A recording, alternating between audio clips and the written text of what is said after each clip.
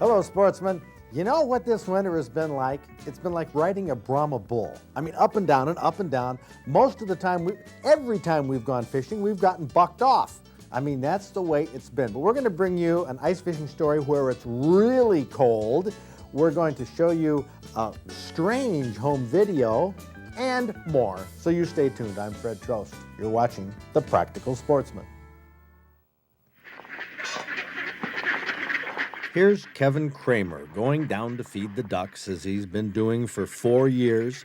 He lives on the banks of the Huron River in Commerce Township. Now, these ducks like Kevin.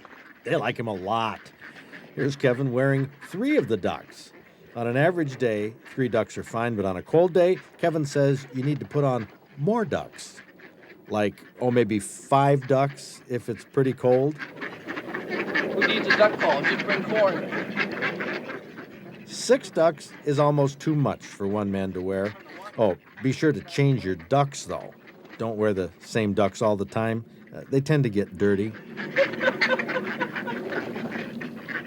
Well, this is all fun and games right now until one of those ducks loosens up, relaxes, and leaves a charming little duck calling card on your clothing.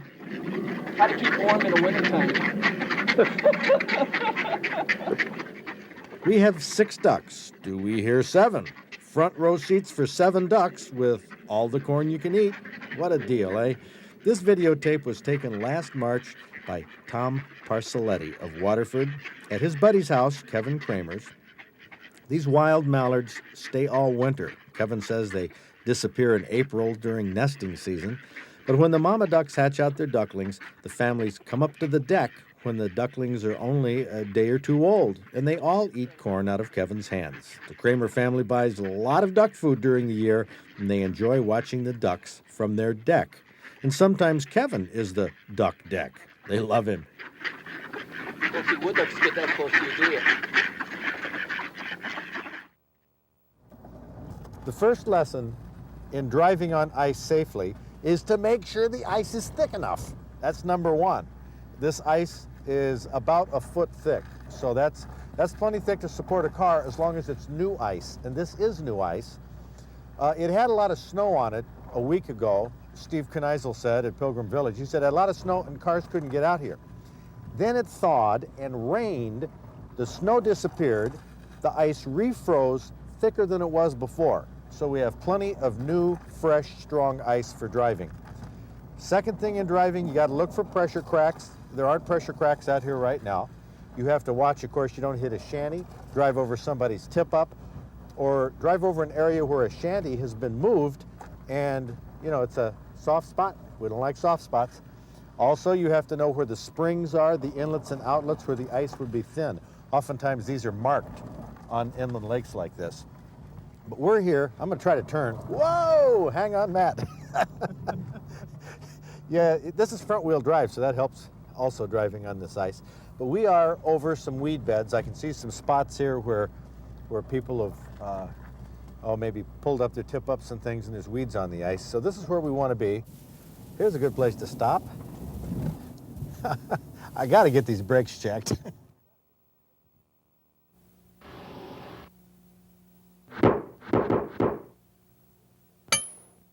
Here's a question of law for all of you legal eagles out there who are checking every move I make to see if it's legal. I'm driving my car on the ice right now. Presumably this is legal. But what about the speed limit? If you look ahead here, am I staying between the lines? Or how do you know when I'm on the road?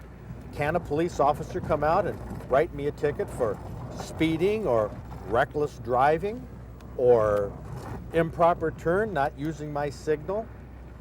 What about insurance? Do you have to have insurance on a vehicle when you're out on the ice? Do you have to have a driver's license to drive a car on the ice? I mean, what are the legal ramifications here? I'm not sure, but I think our practical attorney, Sal Ghani, will come up with some answers. To answer the questions, Fred, one by one. First thing, jurisdiction on the frozen lakes. The Department of Natural Resources officers and your local sheriff's department have jurisdiction over the water. Either one can give you a ticket. As to insurance, most people are aware that your insurance carriers do not cover for damages to your vehicle on the ice. If you were to take your vehicle out there, your snowmobile, and it fell through the ice into the water, unfortunately, you're not going to get coverage. That's a fact. It's a sad fact. As it relates to speeding, there are statutes that indicate you cannot operate a vehicle in a careless or reckless manner. There's no posted speed limits on the lakes itself, but the statutes do provide that you cannot operate the vehicle carelessly or recklessly. If you do, you're going to get a citation for that. Also, there's laws that indicate that if an officer attempts to stop you or flags you down while you're in your vehicle on the ice, if you don't stop or ignore his or her attempt to stop you, that in itself is a criminal act. Believe it or not, the sanctions can be a mandatory minimum of 30 days in jail. Most people know if you're acting carelessly or recklessly, you've got to act reasonably on the ice. Predicting the fishing in a winter like this has been a bear of a job because it goes up and down with the cold fronts and warm fronts and so on. So our guide reports have been reporting what it's like on the good days. We've had nothing but bad days. We're going to show you, if you watched the Weather Channel earlier, like a week ago, up in this area in Canada, they had 30 below. That's like it was 2 years ago, and believe it or not, we did catch some fish. Let's take a look at that story before I give you the guide report. What beauty. 40 miles north of Thessalon, riding snowmobile trails on power line crossings back to remote trout lakes. This was my first snowmobile ice fishing trip. With a foot or two of snow on the trails and mild temperatures, the conditions in March of 1993 were perfect for snowmobiling in Canada and for ice fishing for Canadian lake trout. Now, once you got there, the fishing techniques were simple. Now, this is not a big one. Oh, it's a little bigger than the last one, though. Get out of there. Whoa! Keep him out of that hole. How about that? Fish, right? Well, it was in March of 1993 when John Ford and I got bitten by the snowmobile bug. Not so much for riding, but for the places a snowmobile can take you in the dead of winter. Places where peace, solitude, and quiet blanket the northern woodlands. We couldn't wait to come back this year, but the winter of 1994 was totally different. And we expected cold, but not 30 below. And we expected snow, but not 3 feet of it. Nevertheless, Doug Tabor of our Practical Sportsman staff pulled together a group of over 24 anglers for a late January adventure to some lakes way back in the boonies where lake trout and rainbows and brook trout can be caught in good numbers. Now, despite the fact that we were fishing some remote, out-of-the-way places, minutes after we arrived in this bay, we were greeted by a Canadian CO. How you doing? Good. Freezing, eh? Yes, are you the conservation officer lady? Yes, I am. Cool. Sir? Cool. You have your licenses on you? Sure. Okay, I'll have a look at those, please. Any How you chance doing of over there? frisking me? Any luck?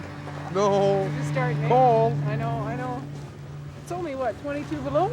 Isn't that nice? It's mild. Well, this amounts to a virtual strip search. Okay. Oh, man. You know, there's... Sorry, but if I No, don't I- bother you you, know- now, I'll bother you You know, if I later. would have thought about it, I could have put my license on the outside pocket. Helps. Here we go. There, that's mine and his. Okay, you got them together, eh? Yeah. He's taking pictures in there. Oh, it's still okay. Thank you very much. Well, thank you. What do you find? What do you, Thanks. mainly just license violations? Or? On this lake, too many lines usually. You're only allowed 2 lines per person, eh?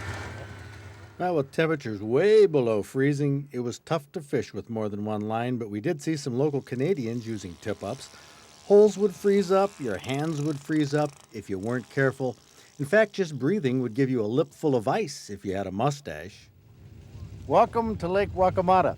John just told me to get the ice off my mustache. You see, it's 20 below zero right now.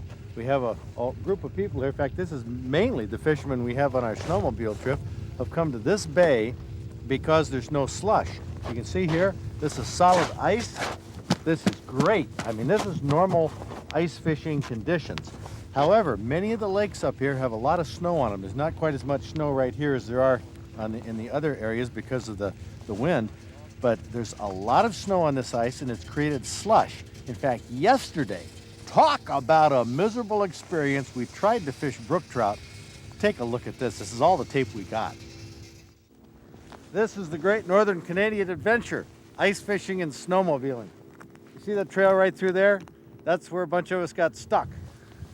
From standing knee deep in snow, slush. Look at these fine fellows. Look at the smiles on their faces. sir. They're having fun. Doesn't get any better than this. I tell you, this is slush.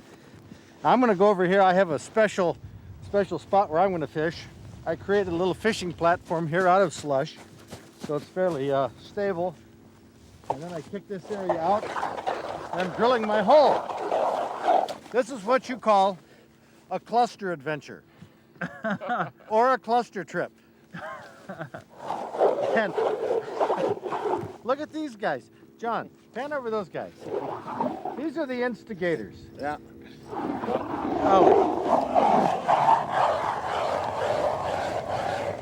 This is great conditioning for tendonitis.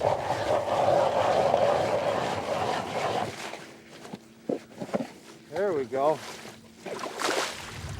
There we go. Oh, I can feel the fish down here. I can bump them with the auger. Talk about an experience. Nobody caught any fish. It was miserable. We got all soaking wet. That's why we didn't get any camera work yesterday, but it was warm. I mean, it was 25 degrees or so. Now it's 45 degrees less than it was yesterday. But I'm gonna get my hole through the ice here so we can catch some fish. I drilled a hole through 2 feet of ice while Doug Tabor fished nearby. Doug was working his rods while one of our guides, Bob McGuire, had a fish on. Have you set it already? Yeah, I've set the hook. But I haven't come to my marker for match on that. Uh-huh. There it is there. How much further? I got my jigging line hooked here too. Oh, okay. So you kind of Triangle. screwed up, huh?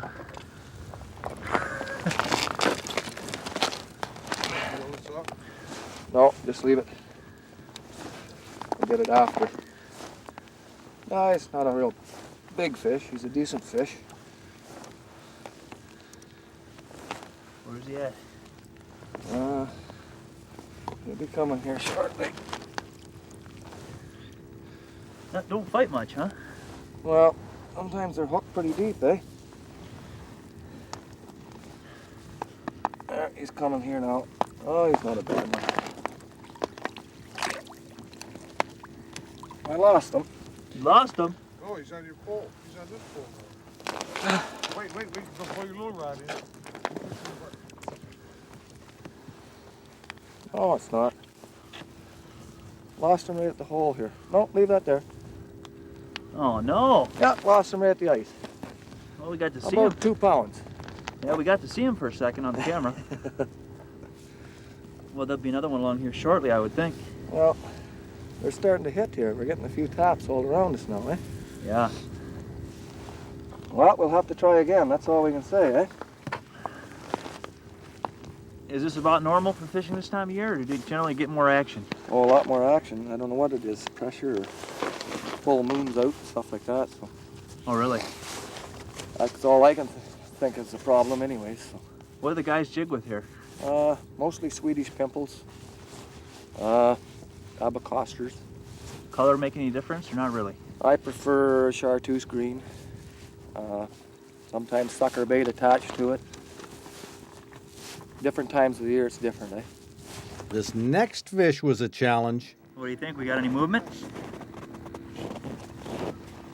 Yeah, it's turning, isn't it? Oh, yeah.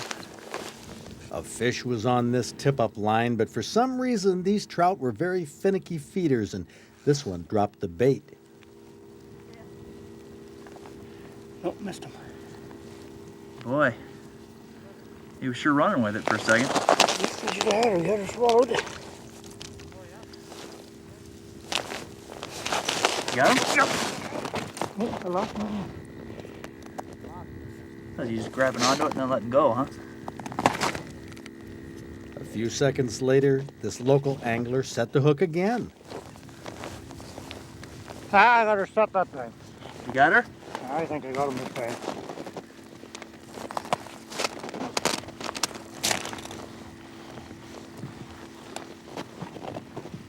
Not very big. Today we were fishing in a bay that was protected from the wind. Now that kept the snow down, at least it wasn't drifting into this part of the lake. There was no slush, so it was easier to fish, and our snowmobiles didn't get stuck. And the sunshine made for some nice videotaping.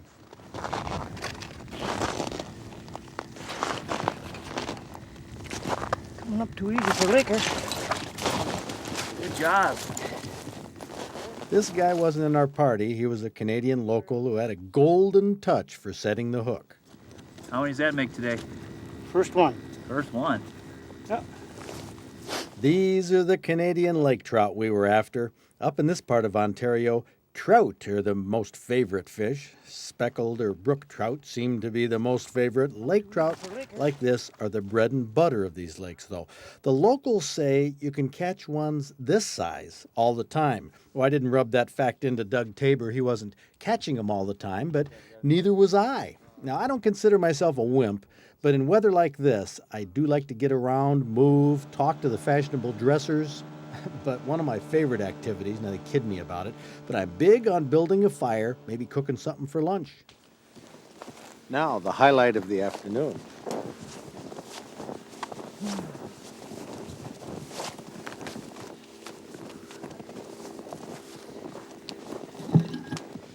Oh yeah. Welcome to Bodke's Restaurant.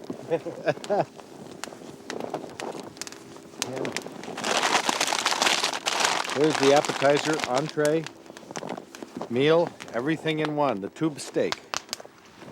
Good old tube steak. When the mercury is 20 below, it's a real pleasure to huddle around the fire as those warm flames cook that doggy. Well, this may have been the ultimate in simple meals, but it hit the spot. Meanwhile, back out on Waccamatta Lake, the hardcore, or should I say cold core anglers were busy. There's a hatchet on the end of this. There's gonna be some. Are you fighting? Yeah, what's down there? Be careful when you get them to the edge of the ice here. Feels like he's... Yeah. All right. A little something. Yeah. That was Dr. Scott Aldridge from Drummond Island. Good job. How's that feel? Yeah. A little bit more I think you've seen him a couple times today, but I haven't got him up. You finally did it. Good job. They get bigger than this? Yep, a lot bigger. Okay. Well, we'll hang on and hope that we see something.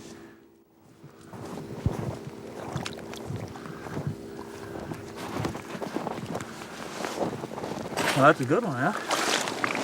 Oh, yeah. Woo! Good job. How'd that one hit? That one hit hard. Did That it? one hit hard. I knew that one was there. Definitely knew that one was That's there. Darren Beatty from Auburn Hills. He caught 3 lake trout on the trip, including this one, the biggest. Well, congratulations. Thank you. Thank you. First one, huh? First one today. Yeah. First one today. So what's the story? I told you, right hand, then left hand, and then right hand again. Uh-huh. You know? And So you're fishing 2 rods? no, just one. Just one? Just switching it back and forth. I just got here 10 minutes ago. How come these other guys can't catch it? I don't know, but I'm gonna put this one back. What? I'm gonna put it back Put it back where? in the hole. Why? Don't you dare. Why? Cause we need to eat. Well, you want to eat it tonight? Yeah. Okay. Well, we didn't eat it. Darren decided to have it mounted, but a fox stole it during the night. And that's the truth. Even the foxes were hunting around the cabins in this weather. But inside, we managed to stay warm using wood heat. The dining room was always warm with hot food, tall tales. Well, lots of hot air is what I'm trying to say. This is our practical sportsman group of Michigan anglers that CanAm Adventures guided from Drummond Island across the frozen bay to lakes northeast of Thessalon. The lure was fishing, but the snowmobiling was great.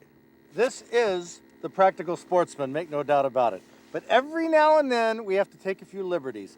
Doug Tabor and I, this is Doug Tabor, right here. We have found a new joy besides going ice fishing on snowmobiles. We have found, you've heard of the Blue Angels. We are the Skidoo Angels. Huh, Dougie? This is just having fun. This is having fun. Do not try this at home, kids. But it's something that we found that we can do in this powdery snow out here that is an absolute riot. Let's go, Mr. Skidoo Angel.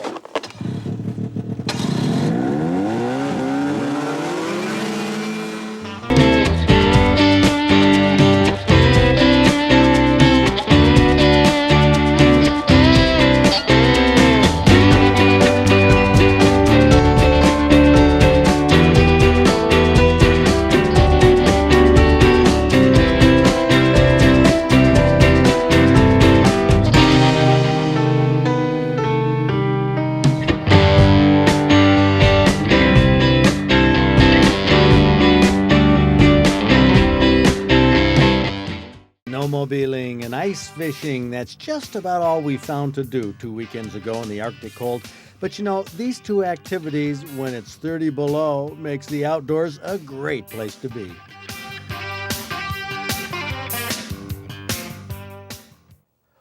Oh man, that was cold. I can almost relive that. Very, very cold.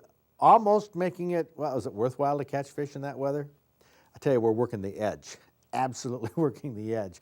But we do have, for snowmobilers, if you like to get out in the cold weather with plenty of snow, let's take a look at our snow map right now. We do have lots of snow in the Upper Peninsula, comparable in many ways to what we had that you just saw in Canada. But there's lots of snow up there. Snowmobile trails are good. Of course, down in the southern part of the state, there is hardly any snow, at least right now as of recording this. That can change in a matter of hours. The ice underneath that snow, well, there's plenty of it around the state. It's still good ice. We've had some cold weather for the past week or so, at least not too much above freezing. So we have ice for ice fishing.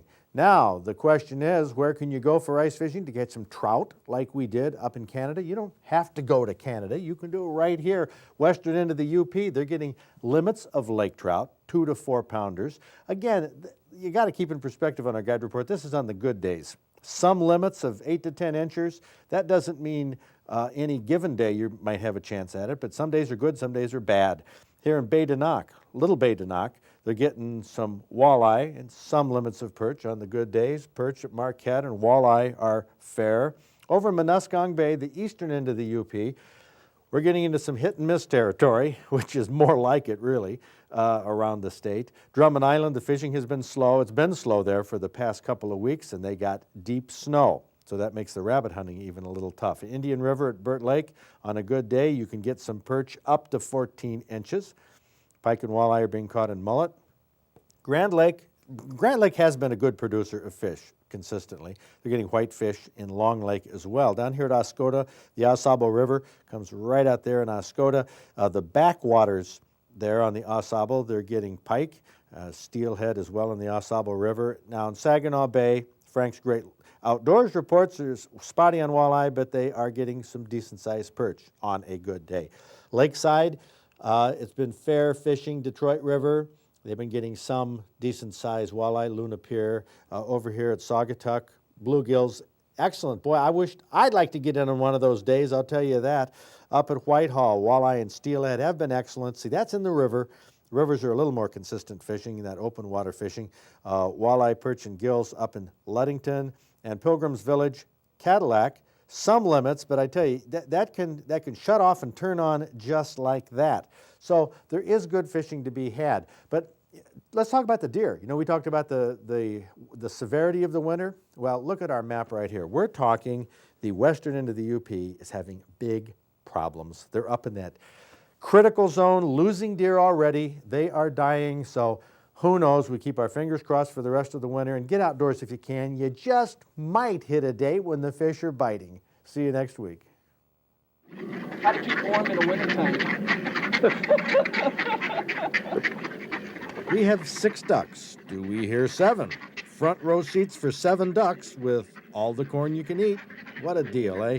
This videotape was taken last March by Tom Parcelletti of Waterford at his buddy's house, Kevin Kramer's. These wild mallards stay all winter. Kevin says they disappear in April during nesting season.